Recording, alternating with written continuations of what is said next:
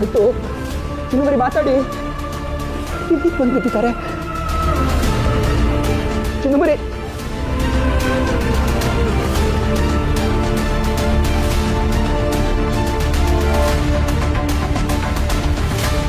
ಚಿನ್ನಮರಿ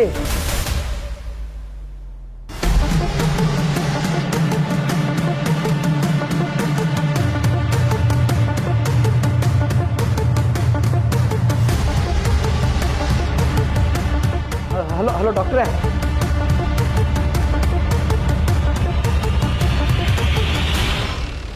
ಸರಿ ಡಾಕ್ಟ್ರೇ, ನಾನು ಈಗಲೇ ಕರ್ಕೊಂಡ್ಬಿಡ್ತೀನಿ. ಚಿನ್ನಮರಿ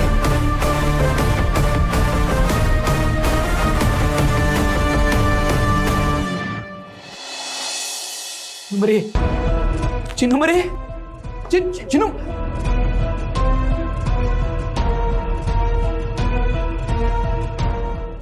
ಡಾಕ್ಟ್ರೇ, ಚಿನ್ನಮರಿ ಕಾಮ್ ಡೌನ್ ಜಯಂತ್. ಅವ್ರಿಗೇನಾಗಿದೆ? ಸಮಾಧಾನವಾಗಿರಿ ಜಯಂತ್, ಧೈರ್ಯವಾಗಿರಿ. ಇಂಥ ಟೈಮಲ್ಲಿ ನೀವೇ ಧೈರ್ಯವಾಗಿರಬೇಕು. ನೀವೇ ಹಿಂಗೆ ಧೈರ್ಯ ಗೆಟ್ರೆ ಹೇಗೆ? ಇವ್ರಿಗೆ ಹೀಗಾಗಿದ್ದೋನೆ ನನ್ನ ಕೈ ಕಾಲೇ ಅಲ್ಲಾಡ್ತಾ ಇಲ್ಲ. ಎಷ್ಟು ಎಪ್ಸಕ್ಕೆ ಪ್ರಯತ್ನ ಪಟ್ಟರು ನಾನು ಇವ್ರಿಗೆ ಹೇಳ್ತಾ ಇಲ್ಲ. ಡಾಕ್ಟ್ರೇ ಪ್ಲೀಸ್ ಪ್ಲೀಸ್ ಏನಾದರೂ ಮಾಡಿ ಪ್ಲೀಸ್. ನೋಡಿ, ಚೆಕ್ ಮಾಡೋ ತನಕ ಏನಾಗಿದೆ ಅಂತ ಗೊತ್ತಾಗಲ್ಲ. ಸ್ವಲ್ಪ ಹೊತ್ತು ವೆಯ್ಟ್ ಮಾಡಿ, ಚೆಕ್ ಮಾಡಿ ಹೇಳ್ತೀನಿ. ಡಾಕ್ಟ್ರೇ ನೋಡಿ, ಅವ್ರು ನನ್ನ ಜೀವಾಳ ಡಾಕ್ಟ್ರೇ. ನನ್ನ ಚಿನ್ನಮರಿಯನ್ನು ನೀವೇ ಉಳಿಸ್ಕೊಡ್ಬೇಕು ಪ್ಲೀಸ್ ಡಾಕ್ಟ್ರೇ.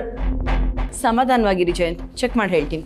ಡಾಕ್ಟ್ರೇ ಚಿನ್ನಮರಿ, ಡಾಕ್ಟ್ರೇ ಚಿನ್ನಮರಿನ ಪ್ಲೀಸ್ ಉಳಿಸ್ಕೊಡಿ.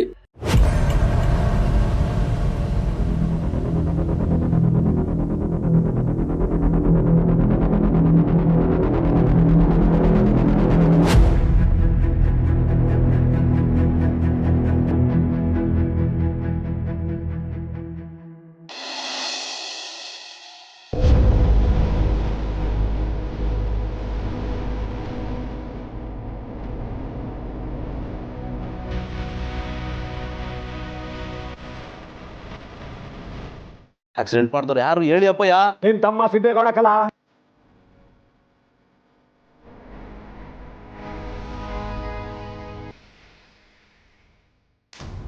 ಈ ವಿಷಯದಿಂದ ದೂರ ಹೋಗ್ಬೇಕು ಅಂದ್ರೆ ಆಗ್ತಾನೆ ಇಲ್ವಲ್ಲ. ಈ ಕಡೆ ಅಪ್ಪನ ಮಾತನ್ನು ಮೀರಿದ್ರೆ ಸಿದ್ದುಗೆ ತೊಂದರೆ ಆಯ್ತದೆ, ಸಿದ್ದುಗೆ ತೊಂದರೆ ಆದರೆ ಇಡೀ ಮನೆ ಸಂತೋಷ ಹಾಳಾಯ್ತದೆ. ಆದರೂ ಸತ್ಯ ಗೊತ್ತಿದ್ದು ಸುಮ್ಮನೆ ಇರೋದಕ್ಕೂ ಆಗ್ತಿಲ್ಲ. ಏನಪ್ಪ ಮಾಡೋದು?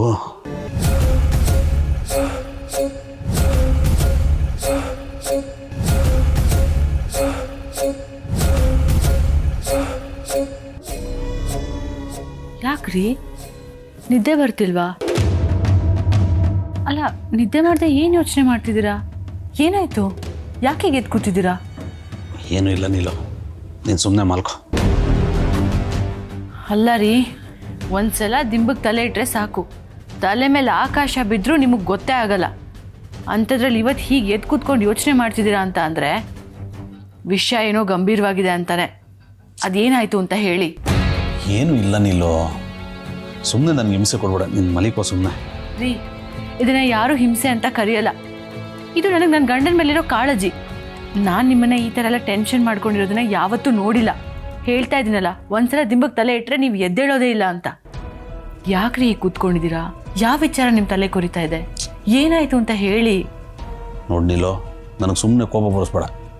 ಏನೂ ಇಲ್ಲ ಅಂತ ಹೇಳ್ತಾವೆ ತಾನೇ, ಅರ್ಥ ಮಾಡ್ಕೋ. ನೀವು ಏನೂ ಇಲ್ಲ ಅಂತ ಹೇಳ್ತಾ ಇರೋದ್ರಲ್ಲೇ ಏನೋ ಇದೆ ಅಂತ ನನಗೆ ಗೊತ್ತಾಗ್ತಾ ಇದೆ. ನಾನು ನಿಮ್ಮನ್ನ ಈ ರೀತಿ ಟೆನ್ಷನ್ ಮಾಡ್ಕೊಂಡಿರೋದನ್ನ, ಈ ಥರ ಕೋಪ ಮಾಡ್ಕೊಳ್ಳೋದನ್ನ ಲೈಫಲ್ಲಿ ಇದಕ್ಕೆ ಮುಂಚೆ ಯಾವತ್ತೂ ನೋಡಿಲ್ಲ. ಅದಕ್ಕೆ ಕೇಳ್ತಾ ಇದ್ದೀನಿ, ಏನಾಯಿತು ಅಂತ ನನಗೆ ಹೇಳಿ. ಏನು ಇಲ್ಲ ಕಣಮ್ಮಿ, ನಿದ್ದೆ ಬರಲಿಲ್ಲ, ಅದಕ್ಕೆ ಕೂತೀವ್ನಿ.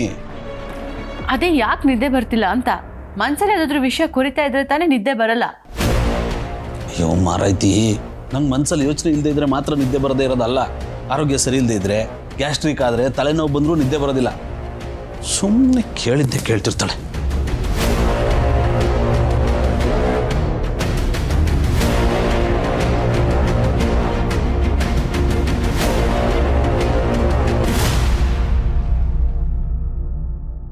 ಇಲ್ಲ, ಇವ್ರು ಈ ರೀತಿ ಆಡಿರೋದನ್ನ ನಾನು ಮೊದಲು ಯಾವತ್ತೂ ನೋಡಿಲ್ಲ.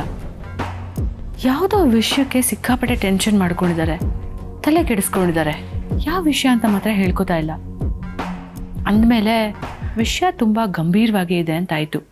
ಏನಿರ್ಬೋದು? ತಿಳ್ಕೊಳ್ದೆ ಬಿಡಲ್ಲ, ತಿಳ್ಕೊತೀನಿ. ಏನಿದು? ಏನು ನಡೀತಾ ಇದೆ ನಮ್ಮ ಮನೇಲಿ? ಮನೆಗೆ ಯಾರೋ ಬಂದಿದ್ದಾರೆ, ಆದರೆ ಯಾರು ಅಂತ ಗೊತ್ತಾಗ್ತಾ ಇಲ್ವಲ್ಲ. Who is it? ಇದಕ್ಕಿದ್ದಕ್ಕೆ ಕರೆಂಟ್ ಬೇರೆ ಹೋಗಿತ್ತು, ಮೇನ್ ಸ್ಟ್ರಿಪ್ ಆಗಿತ್ತು. ಈಗ ಇವ್ರ ಪ್ರಜ್ಞೆ ತಪ್ಪು ಬೇರೆ ಬಿದ್ದಿದ್ದಾರೆ. ಅಂದರೆ ರಾತ್ರಿನೇ ಅವ್ರು ಯಾರು ಬಂದಿರ್ಬೋದಾ? ಅವರು ನೋಡಿ ಭಯಪಟ್ಟು ಇವ್ರಿಗೆ ಒಂದು ಚಿನ್ನು ಬರೀ ಹೀಗಾಗಿರ್ಬೋದಾ? ಯಾರವರು? ಅವ್ರು ಯಾವಾಗ ನಮ್ಮ ಮನೆಗೆ ಬಂದರೂ ಗೊತ್ತಾಗ್ತಾ ಇಲ್ವಲ್ಲ. ನರ್ಸ್, ನನ್ನ ವೈಫ್ಗೆ ಪ್ರಜ್ಞೆ ಬಂತಾ? ಸರ್ ಗಾಬರಿ ಆಗಿಬಿಡಿ, ಡಾಕ್ಟರ್ ಚೆಕ್ ಮಾಡ್ತಿದ್ದಾರೆ, ಅವರೇ ಬಂದು ಹೇಳ್ತಾರೆ. ಅಲ್ಲ, ಪ್ರಜ್ಞೆ ಬಂತ ಅದನ್ನು ಹೇಳಿ. ಇಶಿ ಅವೇಕ್ ನಾವು.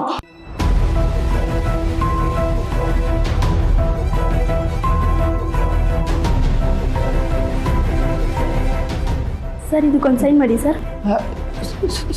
ಏನಿದು? ಸರ್ ಇದು ಕನ್ಸೆಂಟ್ ಫಾರ್ಮ್ ಅಂತ ಸರ್. Consent pharma? ಇದೆಲ್ಲ ಯಾಕೆ? ನಮ್ಮ ವೈಫಿಗೆ ಪ್ರಜ್ಞೆ ಬಂತಾ? ಪ್ಲೀಸ್ ಹೇಳಿ. ಸರ್ ಇದು ಡಾಕ್ಟ್ರು ಬಂದು ಹೇಳ್ತಾರೆ ಸರ್, ಇಲ್ಲಿ ಸೈನ್ ಮಾಡಿ.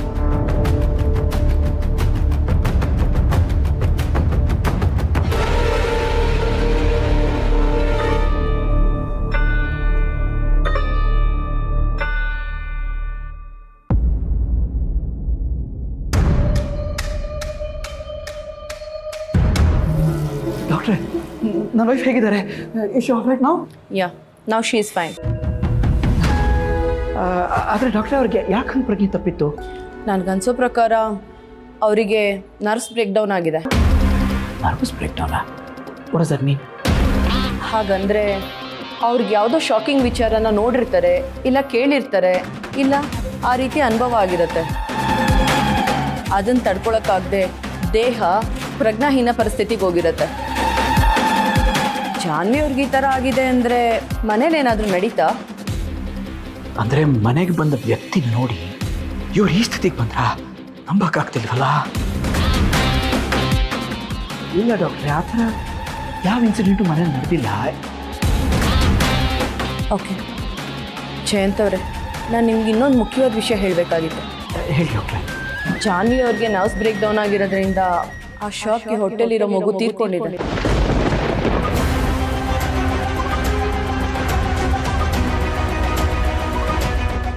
ಐ ಮೀನ್ ಅಬಾರ್ಟ್ ಆಗಿದೆ.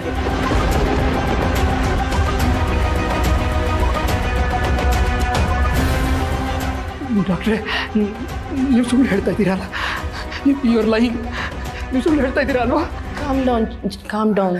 ಜಯಂತ್ ಇಂಥ ವಿಷಯದಲ್ಲೇ ಸುಳ್ಳು ಹೇಳ್ತಾರಾ? ಇಂಥ ಟೈಮಲ್ಲಿ ನೀವು ಧೈರ್ಯವಾಗಿರಬೇಕು. ನೀವು ನೋವು ನಂಗೆ ಅರ್ಥ ಆಗುತ್ತೆ, ಆದರೆ ಈ ಸಮಯದಲ್ಲಿ ನೀವು ಧೈರ್ಯವಾಗಿದ್ದು ಅವ್ರಿಗೂ ಧೈರ್ಯ ಹೇಳಬೇಕು. But this is truth.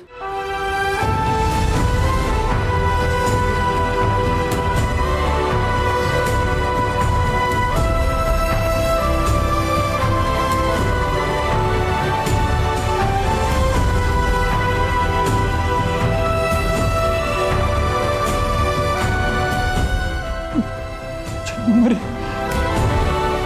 ನಮ್ಮ ಹೃದಯಗಳ ಅಂಗಳಕ್ಕೆ, ಮನೆಗೆ ಒಂದು ಹೊಸ ಜೀವ ಬರುತ್ತೆ ಅಂತ ಅಂದ್ಕೊಂಡಿದ್ವಲ್ಲ, ಎಲ್ಲ ಸುಳ್ಳಾಗೋದು. ಚಿನ್ನ ಮರಿ, ಮಗು ನಾವು ಕಳ್ಕೊಂಡಿದ್ದೀವಿ.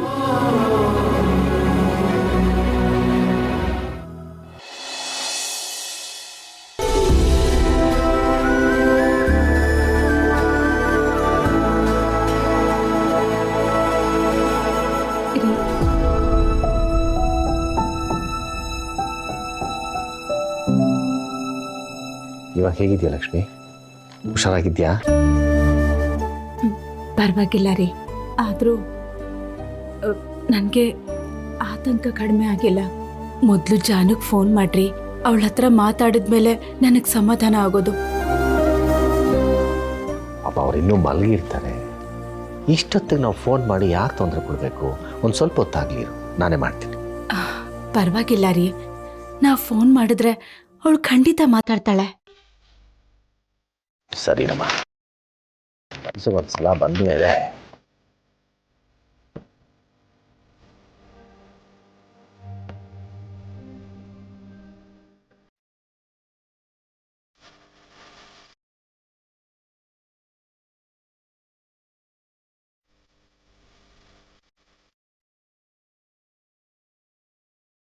ಫೋನ್ ಎತ್ಕೋತಾ ಇಲ್ಲ ಲಕ್ಷ್ಮಿ. ರೀ ನನ್ಗೆ ಯಾಕೋ ಭಯ ಆಗ್ತಿದೆ ರೀ. ಅಳಿಯಂದ್ರಿಗಾದ್ರೂ ಫೋನ್ ಮಾಡ್ರಿ. ಲಕ್ಷ್ಮಿ, ನೀನು ಹಿಂಗೆ ಆತಂಕ ಮಾಡಿಕೊಂಡು ಅವ್ರಿಗೆ ಫೋನ್ ಮಾಡಿ ಅವ್ರಿಗೂ ಯಾಕೆ ಟೆನ್ಷನ್ ಕೊಡಬೇಕು? ಏನೂ ಆಗಿರಲ್ಲ, ಒಂದು ಸ್ವಲ್ಪ ಹೊತ್ತಾಗಲಿ. ಪಾಪ ಫೋನ್ ಎಲ್ಲೋ ಇಟ್ಟಿರ್ಬೋದು ಅಥವಾ ಏನೋ ಕೆಲಸ ಮಾಡ್ತಿರ್ಬೋದು. ಯಾಕೆ ಹಿಂಗೆ ಮಾಡ್ತೀಯಾ?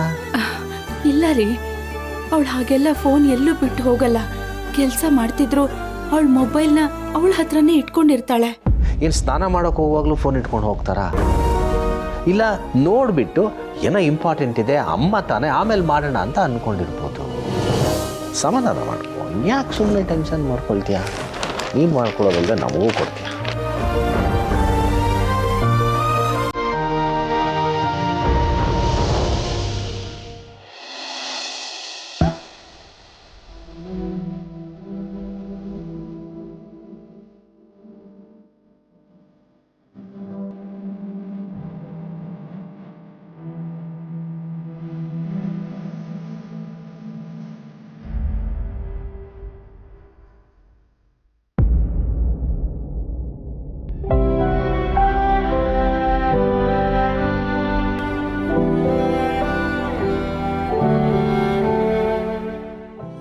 ಮರಿ, ನೀವು ಯಾಕೆ ಹೀಗೆ ಮಾಡ್ಕೊಳಕ್ ಹೋದ್ರಿ? ಅಲ್ಲಿಗೆ ಹೋಗಕ್ ಮುಂಚೆ ಒಂದ್ಸಲಿ ನನ್ನ ಎಬ್ಬಿಸ್ಬಾರ್ದಾಗಿತ್ತ? ಇದು ಯಾವುದೋ ಅವಾಗ ಆಗ್ತಿರ್ಲಿಲ್ಲ ಅಲ್ವಾ? ನೋಡಿ, ಈಗ ನಮ್ಮ ಪ್ರೀತಿ ಸಂಕೇತ ಆಗಿದ್ದ ಮಗುನೇ ಇಲ್ಲ. ಈ ವಿಷಯನ ನನಗೆ ಅರ್ಗಿಸ್ಕೊಳಕ್ಕಾಗ್ತಿಲ್ಲ. ಇನ್ನು ನೀವು ಹೇಗೆ ಅರ್ಗಿಸ್ಕೊತೀರಿ?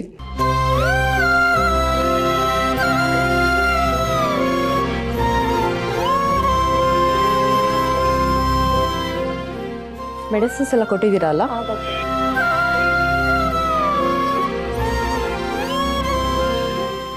ಜಯಂತ್ ಅವರೇ, ನಾನು ನಿನ್ನೆನೇ ನಿಮ್ಗೆ ಹೇಳಿದ್ದೆ ಅಲ್ವಾ, ನೀವೇ ಹೀಗೆ ಧೈರ್ಯ ಗೆಟ್ರೆ ಅವ್ರಿಗೆ ಧೈರ್ಯ ಹೇಳೋರು ಯಾರು? ಏನು ಮಾಡಬೇಕು ಅಂತಾನೆ ತೋಚ್ತಾ ಇಲ್ಲ ಡಾಕ್ಟ್ರೆ. ಇವರು ಕನ್ಸೀವ್ ಆಗಿದ್ದ ಟೈಮ್ನಿಂದ ನಾನು ಇವ್ರನ್ನ ತುಂಬ ಜೋಪಾನವಾಗಿ ಮುತುವರ್ಜಿ ವಹಿಸಿ ನೋಡ್ಕೊತಾ ಇದ್ದೆ ಡಾಕ್ಟ್ರೆ. ಆದರೂ ಇದೆಲ್ಲ ಆಯಿತು ಅಂತ ನನಗೆ ಅರ್ಥನೇ ಆಗ್ತಾ ಇಲ್ಲ, ನಂಬಕ್ಕೂ ಆಗ್ತಾ ಇಲ್ಲ. ನೀವು ಅವ್ರನ್ನ ಎಷ್ಟು ಚೆನ್ನಾಗಿ ನೋಡ್ಕೋತಿದ್ರಿ ಅಂತ ನನಗೆ ಗೊತ್ತಿಲ್ವಾ? ಮಗು ಹೊಟ್ಟೆಲಿದ್ದಾಗಲೇ ನೀವಿಬ್ರು ಅದ್ರ ಜೊತೆ ಜೀವಿಸ್ತಾ ಇದ್ರಿ. ಬಟ್ ಬ್ಯಾಡ್ ಲಕ್, ಹೀಗಾಗೋಯ್ತು ನೋಡಿ. ಸಿಚುವೇಶನ್ನ ನಿಮ್ಗೆ ಹ್ಯಾಂಡಲ್ ಮಾಡೋಕ್ಕಾಗಲಿಲ್ಲ ಅಂತಂದರೆ ಅವ್ರ ಪೇರೆಂಟ್ಸ್ನಾದ್ರೂ ಜೊತೆ ಕರೆಸಿ. ಆಗಿರೋ ನೋವನ್ನ ಅವ್ರ ಜೊತೆ ನಿಧಾನವಾಗಾದರೂ ಮರೀತಾರೆ. ಬೇಡ ಡಾಕ್ಟ್ರೆ, ನಾನೇ ಇವ್ರನ್ನ ನೋಡ್ಕೋತೀನಿ. ನೀವು ಮೊದಲಿಂದನೂ ಹೀಗೆ ಜಯಂತ್, ಅವ್ರ ಪೇರೆಂಟ್ಸ್ನ ಬರೋದು ಬೇಡ ಅಂತ ಹೇಳ್ತೀರಾ. ನೋಡಿ, ಮೊದಲೇ ಅವ್ರಿಗೆ ಇನ್ಫಾರ್ಮ್ ಮಾಡಿದರೆ ಈ ಥರ ಎಲ್ಲ ಆಗ್ತಿರ್ಲಿಲ್ಲ ಅನ್ಸುತ್ತೆ. ನಾವು ಕೊಡೋ ಮೆಡಿಸನ್ ಅವ್ರ ನೋವನ್ನ ಕ್ಯೂರ್ ಮಾಡ್ಬೋದು, ಆದರೆ ಮಾನಸಿಕವಾಗಿ ಆಗಿರೋ ನೋವನ್ನಲ್ಲ. ಅವ್ರ ತಂದೆ ತಾಯಿ ಇದ್ದರೆ ಎಷ್ಟೋ ಸಮಾಧಾನ ಅನಿಸುತ್ತೆ. ಅವ್ರ ತಾಯಿನ ಕರೆಸಿ. ನೋಡಿ ಡಾಕ್ಟ್ರೆ, ಅವರೆಲ್ಲರಿಗಿಂತ ಚೆನ್ನಾಗಿ ಜಾನ್ವಿಯವ್ರನ್ನ ನಾನೇ ನೋಡ್ಕೋತೀನಿ. ಅದು ಅಲ್ಲದೆ ಚಿನ್ನು ಮರಿಗೆ ನನ್ನ ಜೊತೆ ಇದ್ರೇ ಖುಷಿ. ಸೊ ಬೇಡ. ನೋಡಿ, ತಂದೆ ತಾಯಿ ಜೊತೆಗಿದ್ರೆ ಒಳ್ಳೆಯದು ಅಂತ ನನ್ನ ಅಭಿಪ್ರಾಯ. ಇಲ್ಲ ಅಂದರೆ ಅವ್ರ ಮಾನಸಿಕ ನೋವಿಂದ ಬೇರೆ ಏನಾದರೂ ಪ್ರಾಬ್ಲಮ್ ಆಗ್ಬೋದು. ಹೇಳೋದು ಹೇಳಿದ್ದೀನಿ, ಇನ್ನು ನಿಮ್ಮಿಷ್ಟ, ಯೋಚನೆ ಮಾಡಿ. ಬನ್ನಿ ನರ್ಸ್. ಎಲ್ಲರೂ ಜಯಂತನಿಗೆ ಬುದ್ಧಿ ಹೇಳೋರೆ.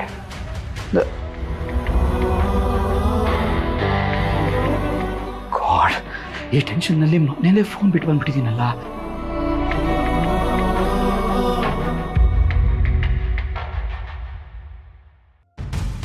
ಚಿನ್ನಮರಿ, ನಾನು ಮನೆಗೆ ಹೋಗಿ ಫೋನ್ ತೊಗೊಂಡು ಬಂದ್ಬಿಡ್ತೀನಿ.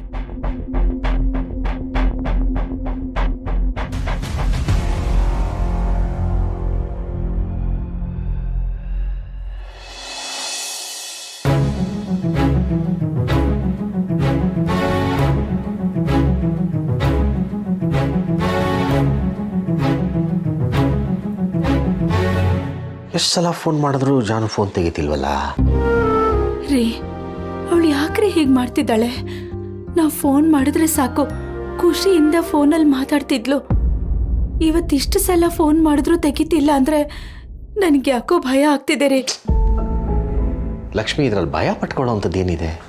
ಬೆಳಗ್ಗೆ ಪಾಪ ಏನೋ ಕೆಲಸದಲ್ಲಿ ಬ್ಯುಸಿ ಇರ್ತಾರೆ, ಎತ್ಕೊಳ್ತಿಲ್ಲ. ಇಲ್ಲ ರೀ, ನನಗೆ ನಂಬಿಕೆ ಬರ್ತಿಲ್ಲ. ನೋಡಿ, ನೀವು ಅಳಿಯಂದ್ರಿಗಾದ್ರೂ ಒಂದ್ಸಲ ಫೋನ್ ಮಾಡಿ.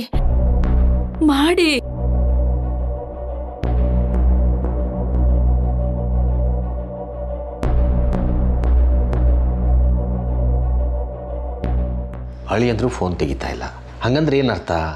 ಇಬ್ರು ಎಲ್ಲೋ ಹೋಗಿರ್ತಾರೆ. ಅಲ್ಲ ರೀ, ಇಷ್ಟು ಬೆಳಗ್ಗೆ ಎಲ್ಲಿಗೆ ಹೋಗ್ತಾರೆ ಹೇಳಿ? ಲಕ್ಷ್ಮಿ, ನಿಂದೊಳ್ಳೆ ಕತೆ ಆಯ್ತಲ್ಲ. ಗಂಡ ಹೆಂಡತಿ ಬೆಳಗ್ಗೆ ವಾಕಿಂಗ್ ಹೋಗಿರ್ಬೋದು, ಇಲ್ಲ ದೇವಸ್ಥಾನಕ್ಕೆ ಹೋಗಿರ್ಬೋದು. ಅವ್ರು ಫೋನ್ ಮಾಡಿದ್ಮೇಲೆ ಕೇಳಿಬಿಟ್ಟು ಎಲ್ಲಿ ಹೋಗಿದ್ವಿ ಅಂತ ಹೇಳ್ತೀನಿ, ಆಯ್ತಾ? ರೀ, ನಾವು ಯಾಕ್ರಿ ಹೋಗಿ ಅವಳನ್ನು ನೋಡ್ಕೊಂಡು ಬರಬಾರ್ದು? ಹಾಂ, ಅವಳು ಗರ್ಭಿಣಿ ಆದಾಗಿಂದ ನಾನು ಫೋನಲ್ಲೇ ಮಾತಾಡ್ತಾ ಇದ್ದೀನಿ. ಒಂದೆರಡು ದಿನ ಹೋಗಿ ಬಂದರೆ ಅವಳಿಗೂ ಖುಷಿ ಆಗತ್ತೆ.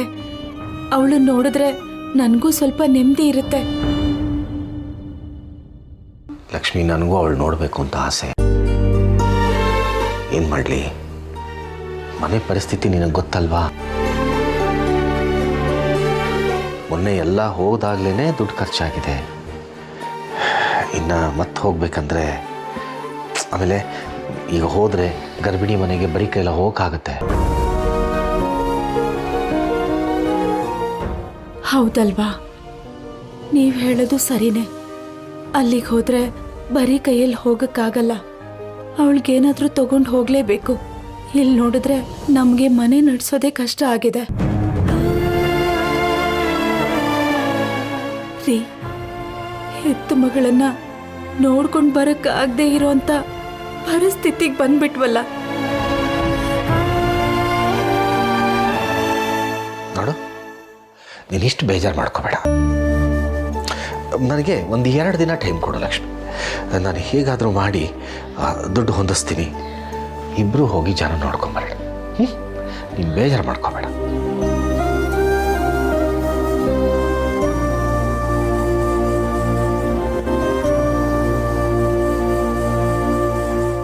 ಛೇ, ಅತ್ತೆ ಮಾವ ದುಡ್ಡಿಗೋಸ್ಕರ ಎಷ್ಟು ಕಷ್ಟಪಡ್ತಿದ್ದಾರೆ. ಮಗಳನ್ನ ನೋಡಬೇಕು ಅನ್ನೋ ಆಸೆ ಇದ್ದರೂ ದುಡ್ಡಿಲ್ಲದೆ ಹೋಗೋದಕ್ಕಾಗದೆ ಒದ್ದಾಡ್ತಿದ್ದಾರೆ. ಇದಕ್ಕೇನಾದರೂ ಒಂದು ಮಾಡಬೇಕು.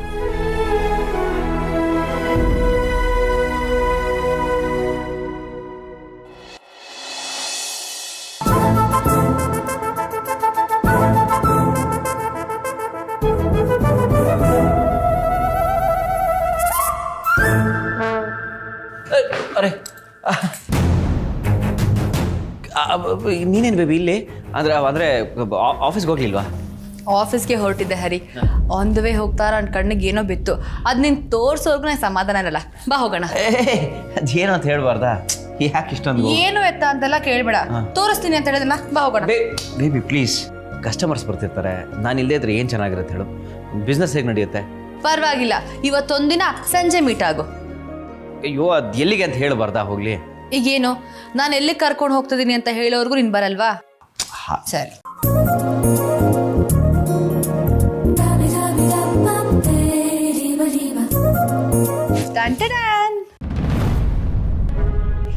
ಏನ್ ಬೇಬಿ ಇದು?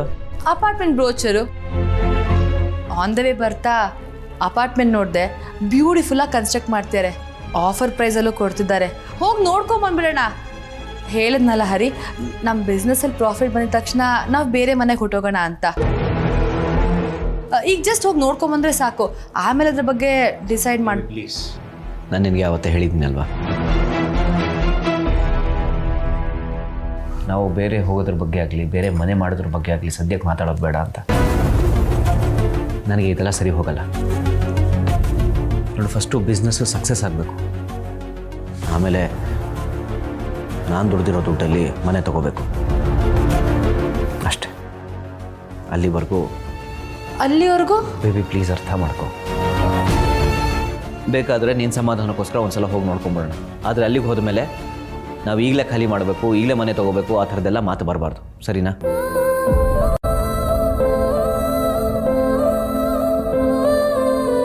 ಪರವಾಗಿಲ್ಲ, ಹೋಗೋದೇನು ಬೇಡ ಬಿಡು.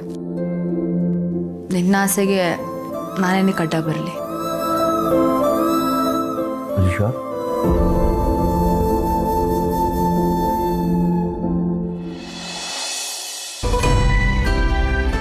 ಥ್ಯಾಂಕ್ಸ್ ಅ ಲಾಟ್ ನನ್ನ ಆಸೆನ ಅರ್ಥ ಮಾಡ್ಕೊಂಡಿದ್ದಕ್ಕೆ.